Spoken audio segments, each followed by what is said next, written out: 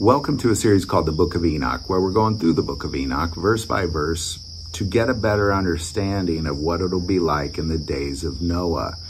Enoch was the great-grandfather of Noah, and he had great insight into it, so it's important we understand it. And where we are is we've hit that place where the angels have, fallen angels, the watchers, have lain with women and made wives with them, and they gave birth to this race of Nephilim and giants. And they're devouring mankind. And we've been talking about that for the last few episodes, but we're just going to pick it up right there, Enoch 7, starting verse 1. And all the others together with them took unto themselves wives, and each chose for himself one, and they began to go in unto them, and to defile themselves with them. And they taught them charms and enchantments, and the cutting of roots, and made them acquainted with plants. And they became pregnant, and they bare great giants, whose height was 3,000 ells, who consumed all the acquisitions of men. And when men could no longer sustain them, the giants turned against them and devoured mankind. And they began to sin against the birds and the beasts and the reptiles and the fish, and to devour one another's flesh and drink blood. Then the earth laid accusation against the lawless ones. So we've talked about this for a few episodes, but we're going to keep digging through it.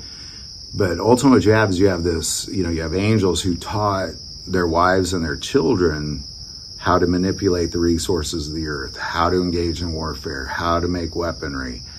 And then they were bigger and stronger than everybody else, and they just devoured mankind. They enslaved them, and then when mankind couldn't keep up with their needs and wants, they just destroyed them and drank their blood and ate them. This is not a pretty sight. And when you talk about the days of Noah in the end times, this is what it looks like. And when people are starving and they start to enslave mankind, mostly because they've been led by demonic things, and Satan himself through the Antichrist, eventually leads to eating people is what it leads to. And it ultimately leads to devouring them and destroying mankind. And there's something that's said here that's worth mentioning. Verse 6, where it said, then the earth laid accusation against the lawless ones. And, we all know who the lawless ones are. These are, there's lawless ones on this earth right now. Well, most of mankind are lawless ones. Any demon that's down here is a lawless one. Any watcher that has fallen and is not under the direction of God is a lawless one. And it's just disobeying the laws of God. Not disobeying the laws of the land, but disobeying the laws of God.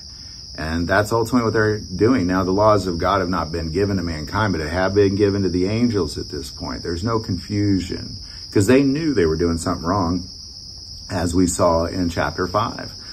But I want to talk about this, the earth kind of crying out. So I'm going to go back to the very first blood that was ever spilt on this earth between Cain and Abel. And we'll go to Genesis 4, starting verse 8.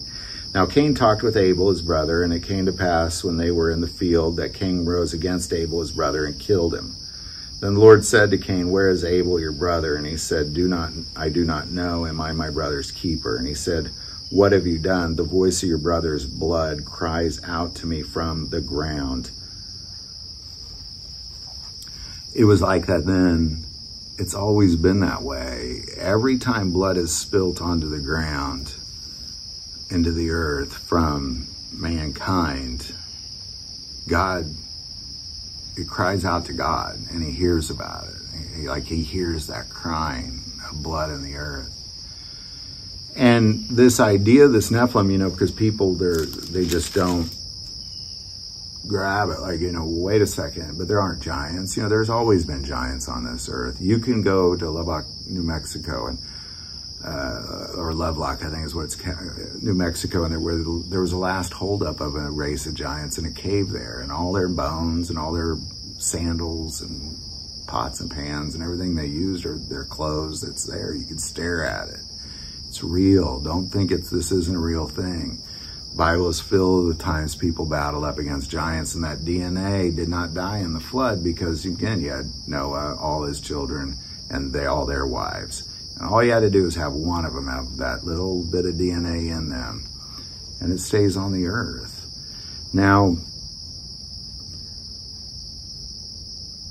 the thing with the Watchers is they taught these things to mankind, so, or their Nephilim, so as their parents, essentially. And these things can continue to be taught, and they will be taught. There's people making deals with the devil and already have made deals with the devil right now, and that's all playing out for the end times. But don't think this didn't take place. Genesis 6:1, now it came to pass when men began to multiply on the face of the earth, and daughters were born to them, and the sons of God saw the daughters of men, and they were beautiful, and they took wives for themselves, all of them who they chose. And the Lord said, my spirit shall not strive with man forever, for he is indeed flesh, yet his days shall be 120 years. There were giants in the earth in those days, and also afterwards, when the sons of God came into the daughters of men, and they bore children to them. Those were the mighty men who were the old men of renown. Any thoughts or insight, definitely put that below. If you like this video, click like and subscribe. Feel called to support this channel with Patreon. That link is also below. But the most important part of this channel is we take prayer requests, and never hesitate to send that in. Thank you for watching this episode of God, Family, Guns. And as always, love God, love your family, and love guns.